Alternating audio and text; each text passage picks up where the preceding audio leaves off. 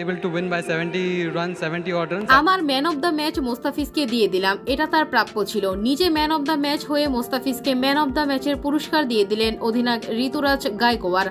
আর তারপর মোস্তাফিজকে নিয়ে একই বললেন তিনি। দর্শক, আইপিএলে দ্বিতীয় দিনের ম্যাচে সানরাইজার্স হায়দ্রাবাদের বিপক্ষে ৭৮ রানের দাপটে জয় পেয়েছে মোস্তাফিজের দল চেন্নাই সুপার কিংস। প্রথমে ব্যাট করে ৩ উইকেটে ২১২ রানের বিশাল পুঁজি পায় চেন্নাই। জবাবে ৭ বল আগেই ১৩৪ রানে অল আউট হয়ে যায় প্যাট কামিন্সের দল। এই জয়ে হায়দ্রাবাদকে সরিয়ে টেবিলের ৩-এ উঠে এলো চেন্নাই। এদিন বল হাতে জাদু দেখিয়েছেন মোস্তাফিজ, তবে মাত্র ৩ ওভার বল করে ১৯ রান দিয়ে ২ উইকেট নিয়েছেন মোস্তাফিজুর রহমান, যা ছিল সত্যিই দুর্দান্ত।